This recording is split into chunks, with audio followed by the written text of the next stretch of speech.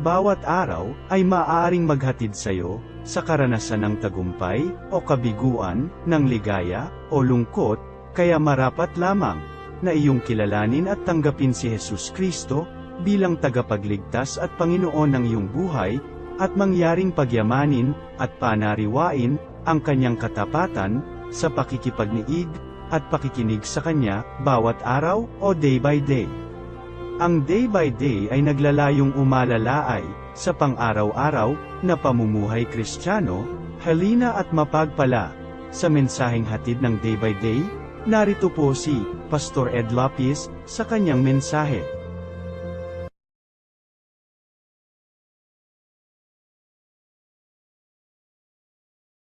Tunay po na maaaring panghawakan ang pangako ng Panginoon. Yan ay totoong-totoo.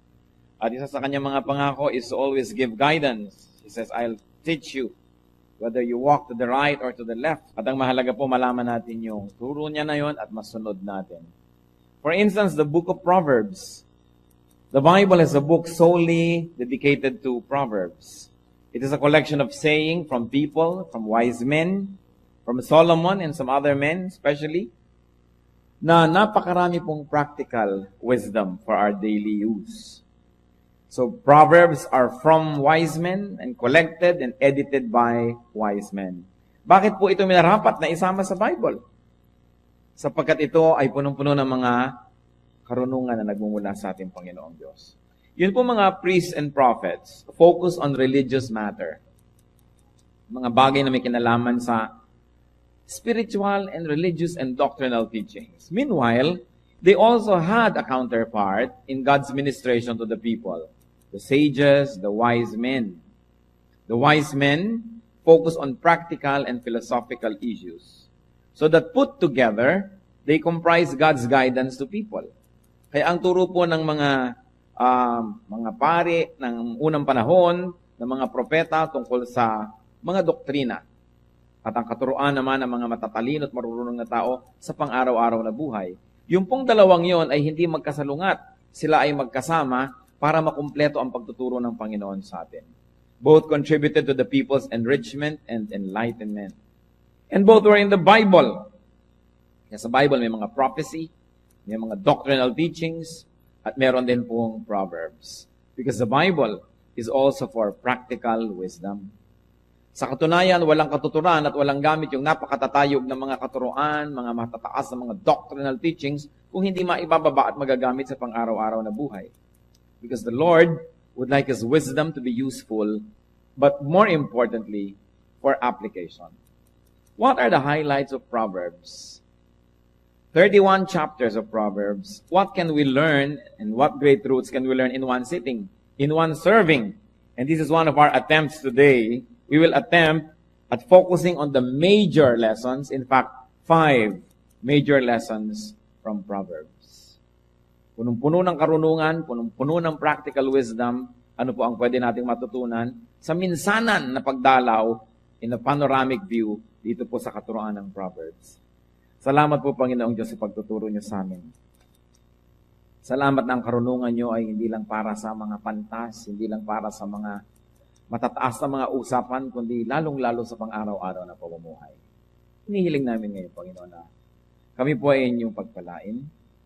Magpakilala po kayo. Tunay pong ipakita niyo sa amin ang inyong kalooban. May your power be made real in our lives today, Father. Reveal yourself to us. Lead us unto greater godliness. Teach us. Enable us to make very practical applications of your word. And Father, we reject, rebuke all work of evil. Tinatanggihan namin ang anumang uri ng mga gawa ng kaaway, mga pandaraya, at tinatanggap lang namin ang iyong katotohanan. May your truth set us free. Lord, we reject and rebuke all presence and work of evil, and we ask the Holy Spirit, be our guide. Father, protect your people from all work of evil men, of evil spirits, and may your truth be declared, and may your truth prevail. In Jesus' mighty name we pray with thanksgiving. 5 major lessons from Proverbs, o 5 mga pinakamahalaga, pinakapangunahing katuruan mula sa mga salawikain. Unang-una po, ang major purpose ng Proverbs is to enable people to have a peaceful life. Para magkaroon ng tahimik, mapayapa, masagana, maayos na buhay. Kaya ang mga katuroan nito ay may kinalaman sa mga pagbubunyag, pagpapakilala ng mga gumugulo sa buhay ng tao. Kaya kailangan para magkaroon tayo ng kapayapaan to learn from Proverbs. And one lesson, this is very especially for married people, stay faithful to your wife. Manatiling maging tapat sa iyong kabiyak. Yan po isang major theme, isang pangunahing katuroan ng buong book of Proverbs. Why? Because infidelity is a major source of trouble. Ang pagtataksil sa kabiyak ay isa sa mga pinakamalalaki, pinakamalalawak na mga pinagmumulan ng maraming suliranin ng mag-asawa unang-una, pagkatapos ng mga anak nila, ng kanilang mga manugang, ng kanilang mga kapatid, hipag, lahat nagkakadamay-damay pagka ang isang mag-asawa ay hindi nagiging matapat sa isa't isa. Halos napakalaking porsyento ng problema ng mga pamilya ay may pinag-uugatan sa pagtataksil, either ng husband or wife. And because the man is supposedly the more responsible one, kaya sa kanya ina-address to, stay faithful to your wife. Ano pong sabi ng Proverbs 5:3-4? For the lips of an adulteress drip honey, and her speech is smoother than oil. But in the end, she is bitter as gall, sharp as a double-edged sword. Ang mga labi daw po ng mga mangangalon niya, ng mga babae lalong nang aakit, ay parang kasing tamis ng pulot pokyutan. At ang kanyang pagsasalita ay kasing swabe ng langis. Subalit, sa wakas daw, ito'y mapait pa sa abdo at mapanganib pa kaysa sa isang balaraw o isang punyal na dalawa ang talim. Ano pa ang sabi ng Proverbs 5:15-18 from the NIV? Drink water from your own cistern, running water from your own well. Should your springs overflow in the streets, your streams of water in the public squares? Let them be yours alone, never be shared with strangers. May your fountain be blessed, and may you rejoice in the wife of your youth. And for a more graphic and clearer reading, let's read the same verses from the contemporary English version. Proverbs 5:15-18. You should be faithful to your wife, just as you take water from your own well. And don't be like a stream from which just any woman may take a drink. Save yourself for your wife, and don't have sex with other women. Be happy with the wife you married when you were young. So, napakadali naman sigurong unawain. Sabi, kailangan lalaki maging tapat ka sa iyong asawa. Katulad ng, ikaw lang dapat ang umiigib sa sarili mong balon. Huwag kang matulad sa mga ilog na kahit sino na lang ay pwedeng makiinom. Sabi, ireserba mo ang iyong sarili para sa iyong asawa lamang at huwag kang makikiapid sa ibang mga babae. Humanap ka ng kaligayahan sa piling ng asawang pinakasalan mo nung bata ka pa. In other words, it's a very beautiful play with words also. That may you rejoice in the wife of your youth, not in the youth of your wife. In the wife of your youth. Sa babae ng iyong kabataan, hindi sa kabataan ng iyong asawa na pag tumanda na, ayaw mo na sa kanya na parang hindi ka tumatanda't siya lang. So napakalaki po ng paalala dito. At kakambal niyan, teaching, treasure your wife. Pahalagahan, ituring siyang isang kayamanan. Ano pang sabi ng Proverbs 31:10? A wife of noble character. O ito naman, noble character. Hindi basta lang wife. A wife of noble character who can find. She is worth far more than rubies. Sabi po ng contemporary English version, that's always more direct. The same Proverbs 31:10. A truly good wife is the most precious treasure a man can find. Yan ang kayamanan daw na totoo ng isang lalaki, ang isang matino, mahusay na asawa. Sa dapat pahalagahan, hindi dapat na ini-ignore, hindi pinapansin, at pagkasama mo ang nagkakaliko-liko ang iyong leeg sa paglingon sa mga higit na mas bata pa. Diba? Dahil sabi, rejoice in the wife of your youth. Pangalawa po, na major thing ng Proverbs, do not guarantee alone. Do not co-sign alone. Kung marami pong problema ang tao dahil nagmumula sa pagtataksil ng asawa, marami ring problema na financial ang orientation. Marami tayong sinusuot na gulo na may kinalaman sa pera. Lalong-lalo kung kayo naggagarantiya sa utang ng may utang. Ano po ang itinuturo ng Bible? Para tayo magkaroon ng tahimik na buhay, maging tapat sa asawa. Dahil maraming problema ang nanggagaling sa pagiging hindi matapat. Para matahimik na buhay, meron pa po, huwag gagarantiya ng utang ng may utang. Never be a guarantor. Sa palagay niyo, ako lang ang may sabi, Proverbs chapter 6, verses 1 to 5. My son, if you have put up security for your neighbor, if you have struck hands in pledge for another, if you have been trapped by what you said, and snared by the words of your mouth, then do this, my son, to free yourself, since you have fallen into your neighbor's hands. Go and humble yourself. Press your plea with your neighbor. Allow no sleep to your eyes, no slumber to your eyelids. Free yourself like a gazelle from the hand of a hunter, like a bird from the snare of a fowler. And to appreciate this some more, let's read it in the contemporary English version. Same Proverbs 6, 1 to 5. My child, suppose you agree to pay the debt of someone who cannot repay alone, then you are trapped by your own words, and you are now in the power of someone else. Here is what you should do. Go and beg for permission to call off the agreement. Do this before you fall asleep or even get sleepy. Save yourself, just as a deer or a bird tries to escape from a hunter.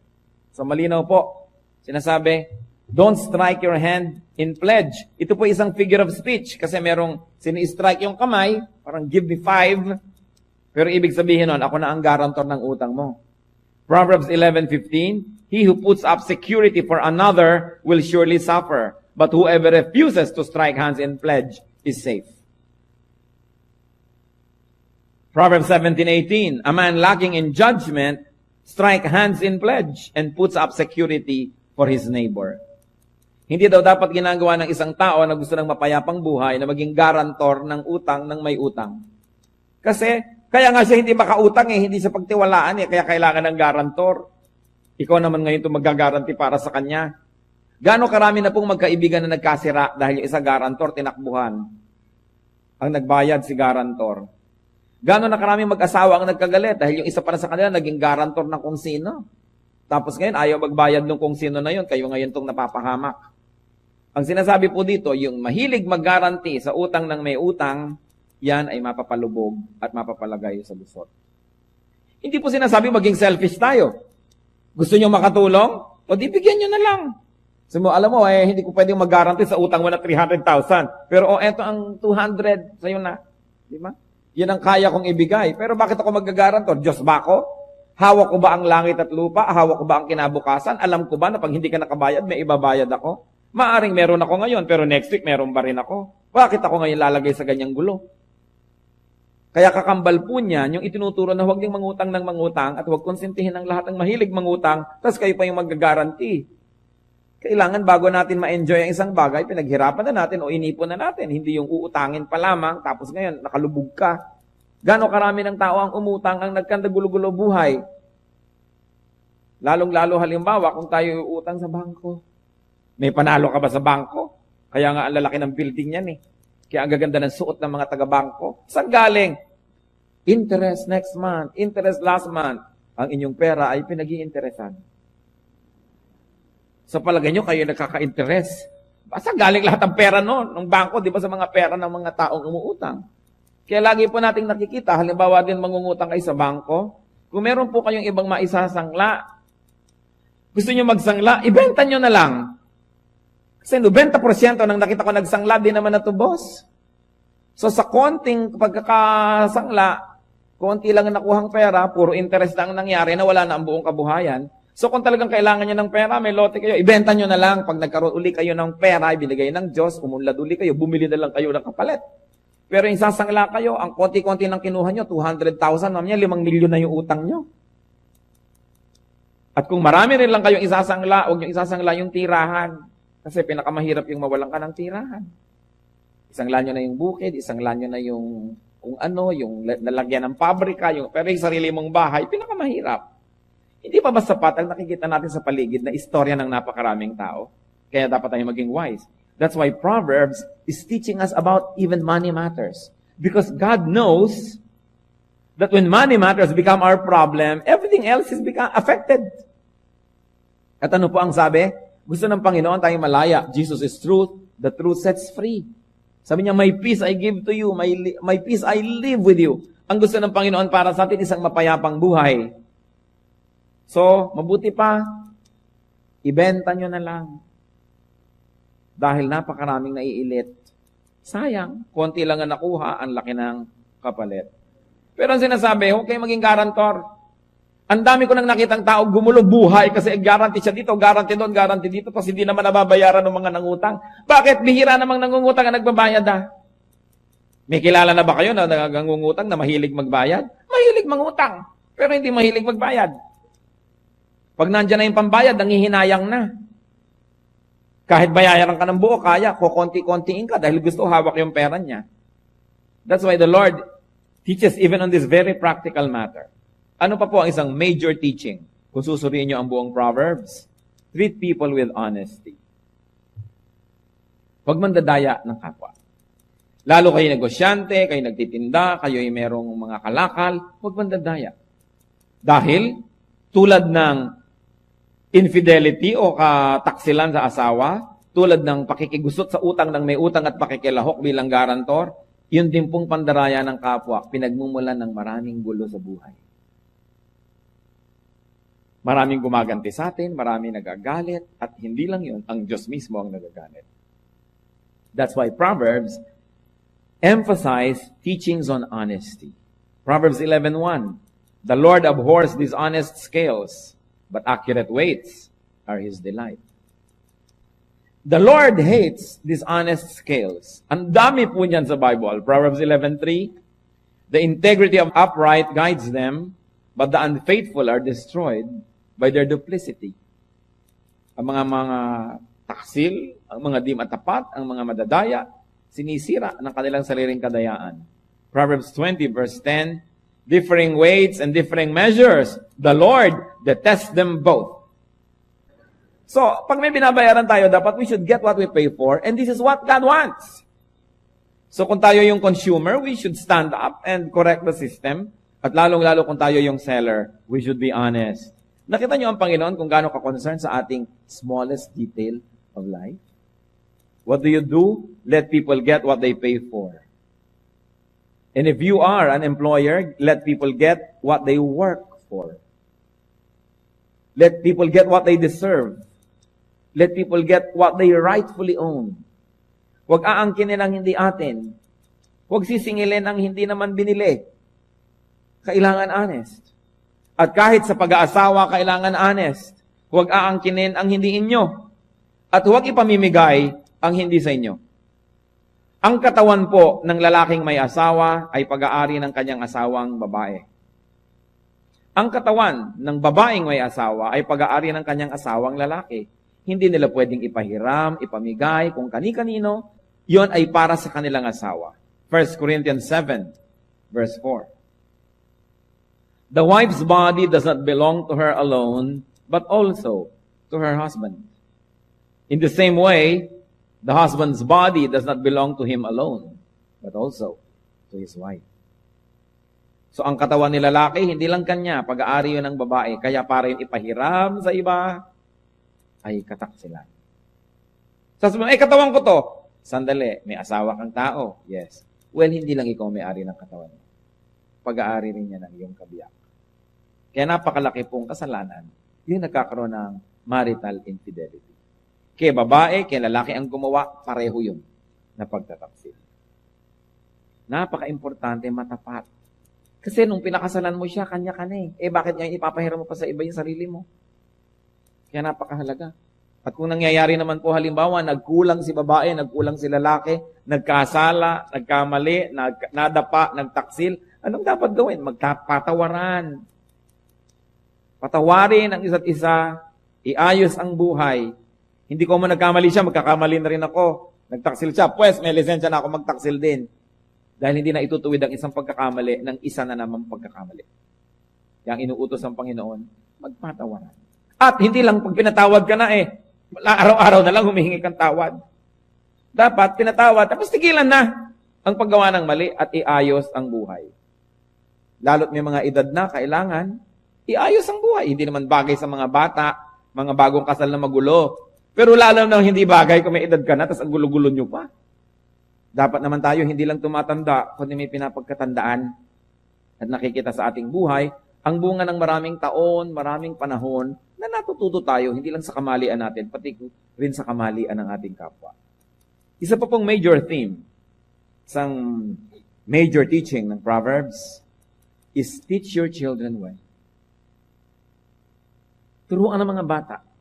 Children mo, children ng children mo, pamangkin mo, apo mo, ang mga bata dapat turuan.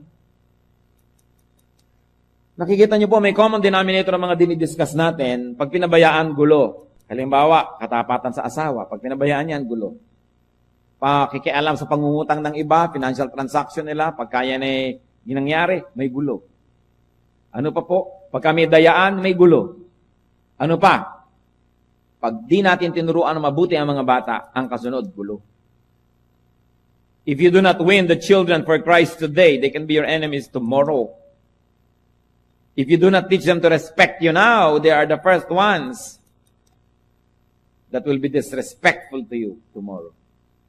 Tinuturoan ng mga bata, maliliit pa lang, huwag kang maramot, bigyan ng nanay, bigyan ng tatay, o may kinakain ka, hatian ng kapatid. Hindi, o sige, bata ka pa naman, kainin mo lahat. So pagtanda, nagiging makasarili, hindi marunong magbigay. Training is important. Because one of the greatest problems that a family could have could come from the children. That's why Proverbs emphasize teaching and teaching well, especially the children. Proverbs 22 verse 6 reflects this major teaching that is echoed all throughout the Proverbs. Train a child in the way he should go, and when he is old, he will not turn from it.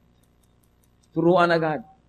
Bakit kung kayo po ba'y lumaki sa Ilocos at kumakain kayo ng mga dinengding at mga bagoong at kung ano-ano, na-outgrow nyo ba yon? Never! Kahit makarating kayo sa San Francisco, dalan nyo ang dinengding. O pagka ikaw ay lumaki, kumakain ka ng ginamos o kung ano-ano, na-overcome ba yon? No, hanggang kahit saan maging astronaut ka man, may dala kang ginamos sa buwan. Why? Because you were trained when you were a child to like it. O kung tinuturoan natin ng Diyos, ang mga bata ng kabutihang asal, pagiging makadiyos. Sabi ng Bible, train a child in the way he should go. When he is old, he will not depart from it. Kaya nga lagi natin ipinakikiusap kahit sa mga umaattend sa ating mga worship. Kung yung bata ay meron ng edad, ilagay na sa Sunday school. Kasi ang mga aralan doon, tama sa edad nila, tama sa kanilang language, tama sa style nila. Kasi pipilitin yung kasama nyo dito sa worship para lang panatag ang loob nyo. Pero hindi naman siya nag-e-enjoy, hindi siya natututo. Dahil iba naman ang level ng usapan dito. So sasamantalahin po natin yung pagpapalaki sa mga bata sa tamang paraan. And of course, the best teacher is a good example. Kailangan maganda ang palaki. Kita yung mga bata na pinapalaking lagi sinisigawan. Pag laki-laki, palasigaw na rin. Yung mga batang lagi na lamang na pinapatahimik, pag laki, sobrang inferior. Yung huwag ka sasagot, sumunod ka na lang ng sumunod. Pag laki, sila yung api-apihan ng lahat ng tao sa planeta. Kasi hindi sila tinrain mga tuwiran. Pwede naman mga tuwiran, basta hindi magaspang ang paraan, basta maganda ang pamamaraan. Tinetrain dapat natin ang bata. Inaapi na ng kapwa, hindi pa tumatanggi. Kasi sobra mo namang sinuheto ng bata, controlled na controlled. Kaya wala siyang alam, kundi sumunod lang. Kaya buong buhay, sunod-sunuran. So sinasanay natin mga tuwiran, hindi lang maging mayabang. Sinasanay natin na pwede rin tumanggi. So minsan mga bata, binibigyan mo ng choice. O ano, matutulog ka ba ng alas 8 o 8 o'clock? So, may choice. English o Tagalog. Tulog na kasi 8 na. May choice ang bata. So, marunong pumili. Hindi yung wala ng kapili-pili. Controlled na controlled mo. Paglaki, alila ng mundo. Kawawa naman. Teach the children. Especially in godliness. And finally, number 5. Marami sana, 50 sana i-discuss natin. Yung buong Proverbs, kasi maraming teaching, pero pag kinuha niyo po yung major, ito yon. Major 5. And number 5 is do not be lazy. Huwag maging batugan. Huwag maging tamad. Huwag tatamad-tamad. Bakit na naman? Dahil napakaraming problema na sinusuong ng mga tamad. Napakaraming deprivations, naghihirap ang buhay, hindi umaasenso, walang may gusto sa kanila. So, tinuturoan natin ang tao, pati ang ating sarili, not to be lazy. Pagka yung mga anak nyo, basta lang babangon, hindi marunong magligpit ng hinigan, hindi malang marunong mag-ayos ng pinagkainan, oras na nagbakasyon sa bahay ng may bahay, hindi nagugustuhan ng kapwa. Mapipintasan pati kayo. Itong batang to, parang ahas na lamang ito naghunos dito. Hindi malamang ligpitin yung kanyang ginamit ng mga kumot. O, marereflect yung sa bahay. Pati sila kawawa, lugi. Kasi po alam niyo yung mga bata na hindi turo. Walang nakakagusto sa kanila. O di lugi sila. Kaya kailangan tinuturuan natin para kung good ang behavior, nagugustuhan ng kapwa. And you know that we all need people. You always need help. Nobody succeeds without people's help. We all need help. And we like to help those that we like. So, isa sa mga maganda nating maipamana sa ating mga anak at maibigay sa ating sarili, yung tayo ay likable. Hindi ka tatamad-tamad, hindi ka laging pabigat, masarap kang kasama, magaan. Hindi yung pagkatrabaho ka, reklamo ka na lang ng reklamo, lagi ka na lamang na nakasimangot, lagi ka na lang merong kung ano-ano mga kabigatan sa buhay. Next time, pag meron ulit trabaho, hindi na ikaw ang pipiliin ka trabaho kasi ang bigat mong kasama. Kailangan magaan. And one of that, of course, is not to be lazy. Proverbs puts a lot of emphasis on that. Proverbs 24:30-34. I went past the field of the sluggard, past the vineyard of the man who lacks judgment. Thorns have come up everywhere. The ground was covered with weeds, and the stone wall was in ruins. I applied my heart to what I observed and learned a lesson from what I saw. A little sleep, a little slumber, a little folding of the hands to rest, and poverty will come on you like a bandit, and scarcity like an armed man. Sabi niya, yan, may nadadaanan ako ng mga taniman, garden ng iba, puro damo dito, sira-sira ang bakod doon, kahalo na nung halaman yung mga damo. Sabi niya, at nang ito'y aking nilini at sinuri, meron akong isang napagtanto. Konting tulog, konting pahinga, konting pahagahalo-kip-kip, pagkatamad-tamad, at biglang darating ang kahirapan.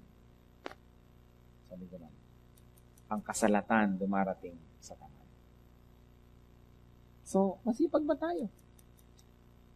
Kumusta na ang ating ekonomiya? Paano nga aasenso si Pilipinas? 7 member ng pamilya, isa lang ang may trabaho, 6 nakaasa. Hindi bali sana nating tulungan at umasa yung sobrang mga bata pa, o sobrang matanda na, o sobrang may karamdaman. Pero hindi naman ganun. Yun lang malalakas ang katawan. Siya pa itong napakaraming gusto sa buhay. Laging gusto ng bagong sapatos. Hindi pa naman kumikita, gusto pa, may party pa ang kanyang birthday. Kumita ka na ba? Hindi pa.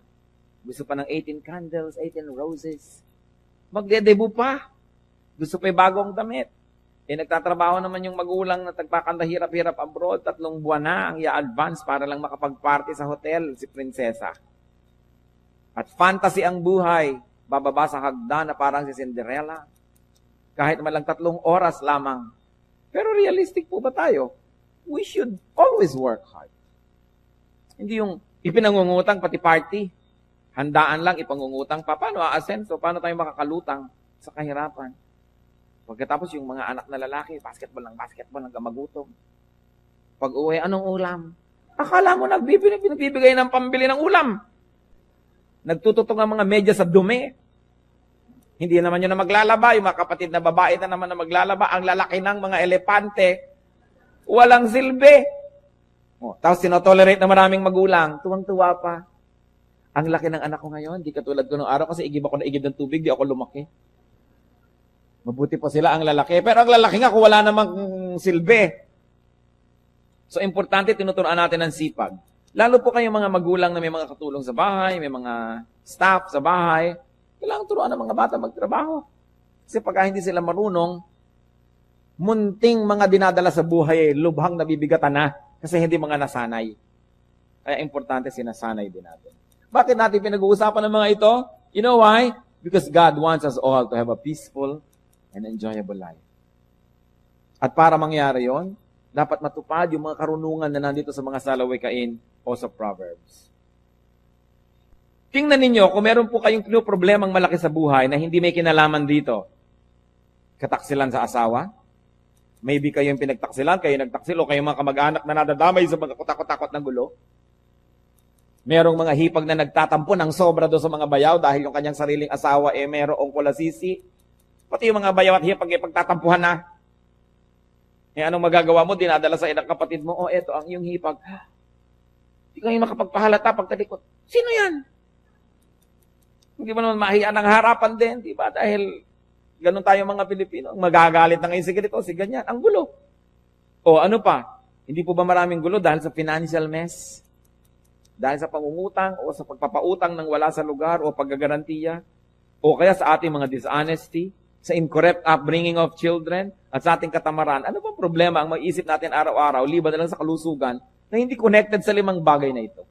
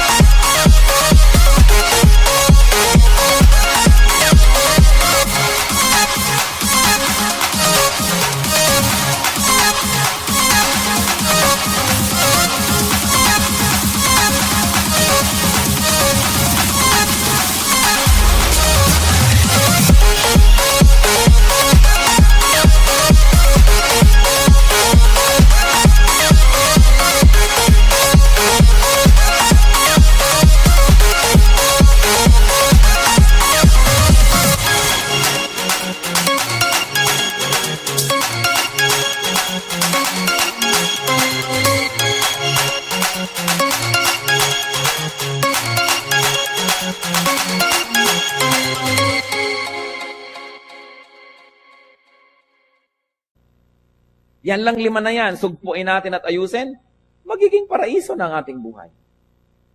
Kaya itinuturo at kaya ngayon ay ating sinusuri. Proverbs teach us well. Proverbs teach us how to avoid such problems. Kala nyo, no, wala kayong kamalay-malay na pag-uusapan natin ng 5 bagay na ito ngayon.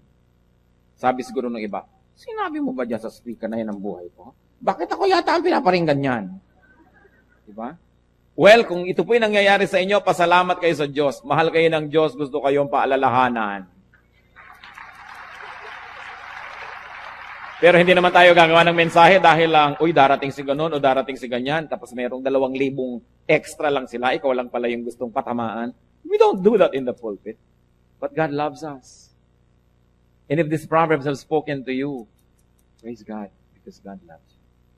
God wants our lives corrected. And even if it's not directly our concern, it is probably the concern of people who are close to us. People that we can influence. People that we can teach. John 10:10, ano po ang sabi ng Panginoong Diyos? The thief comes only to steal, kill, and destroy. I have come that they may have life and have it to the full. That is what Christ wants for us. A full life. Isang buhay na buong buo, masaya, mapayapa.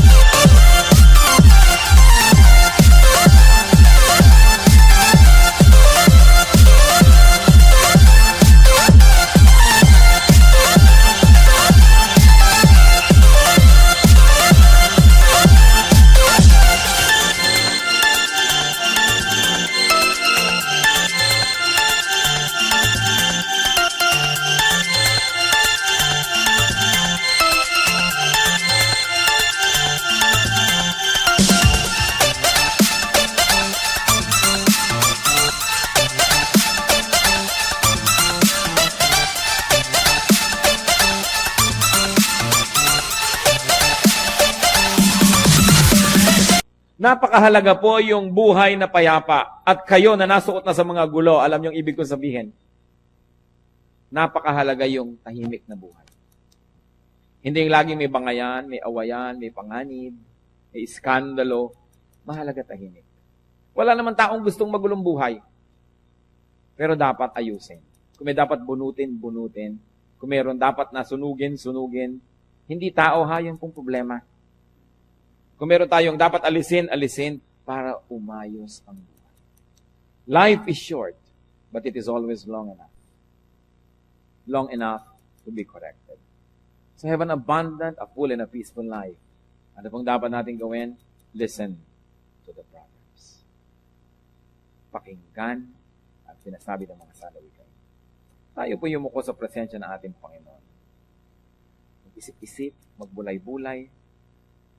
Alin sa 5 pangunahing pinagmumula ng suliraning ito, ang ngayon ay dapat nating bigyan ng pansin. Dapat aksyonan. Dapat ayusin. Hindi aksidente ang buhay.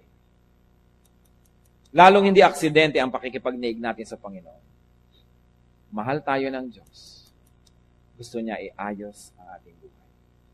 Kumisan ang pag-aayos ay masakit. Subalit, mas masakit na hindi mag-ayos. Kaya kung masakit din lang ang pag-aayos, harapin na, masaktan na minsan, tapusin na, at magkaroon ng kapayapaan. Tayo po yumuko sa Panginoon at makinig sa kanyang tinig. Ano po bang ipinapaalala? Anong itinuturo? Buhay mag-asawa, buhay pamilya, buhay pinansyal, work ethic, sipag, buhay natin, buhay ng mga taong natuturuan natin. The Spirit is here. The Spirit likes to bless. Panginoong Diyos, kami po'y napasasakop sa inyo. Kinikilala namin ang inyong pagiging hari sa aming buhay. Lubos-lubos din kaming napasasalamat, Panginoon, na kinakausap niyo kami sa iba't ibang paraan. Tulad ng pakikipag-usap niyo sa amin ngayon. Nawa po huwag masayang ang iyong mga paalala. Huwag kami magbingi-bingihan at magbulag-bulagan sa mga dapat marinig at makita. Itumpak ang aming mga pamamaraan. Ituwid ang aming buhay. Panginoon, dalangin ko po para sa lahat ng mga anak mong narito ngayon. Alinman sa mga nabanggit, ang nagiging dahilan ng gulo, sigalot, hirap ng buhay, kapangyarihan niyo nawa ang kumilos at nang makalaya ang iyong mga anak. Subalit bago yon, turuan niyo po ang bawat isa na maging masunurin sa inyo. Pangusap po kayo sa amin. Mga kapatid, tayo makapagniig sa Panginoon sa ilang saglit ng katahimikan. Hayaan na lalo pa tayong turuan ng Espiritu.